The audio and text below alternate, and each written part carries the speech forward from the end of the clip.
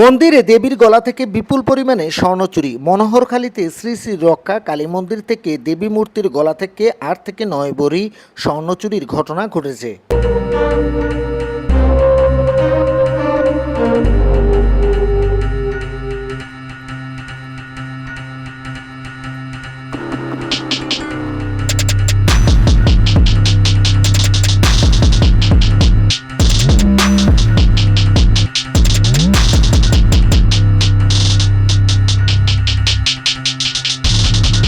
চুরির সময়কার ঘটনার একটি সিসিটিভি ফুটেজ সামাজিক যোগাযোগ মাধ্যমে ছড়িয়ে পড়ার সাথে সাথে ব্যাপক চাঞ্চল্যের সৃষ্টি হয়।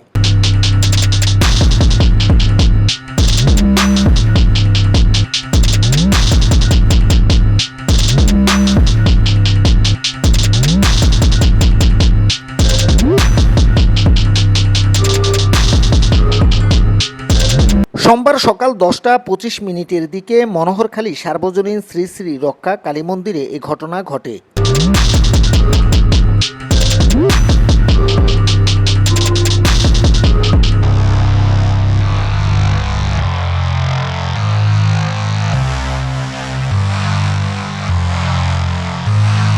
ভিডিওতে দেখা যাচ্ছে মুখে মাস্ক পরা এক ব্যক্তি ঘটনার কিছুক্ষণ আগে মন্দিরের গেটে অবস্থান করে।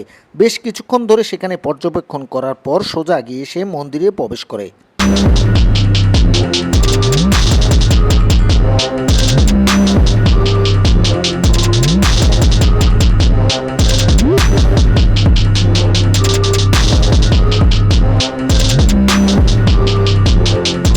এরপর সে দেবী মূর্তির সামনে আসে, সেখানে দুই পাশের পর্দা ফেলে দেয়, ফলে ভেতরে কি ঘটছে বাইরে থেকে তার দেখা যায়নি।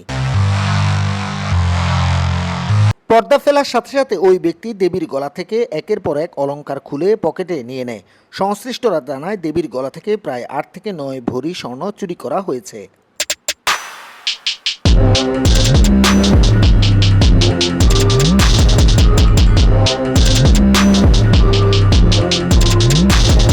ঘটনার পর সকালে ভক্তরা এসে দেখে মন্দিরে স্বর্ণালংকার নেই। খবর ছড়িয়ে পড়ার সাথে সাথে মন্দিরের কাছে ভিড় করে সাধারণ মানুষ।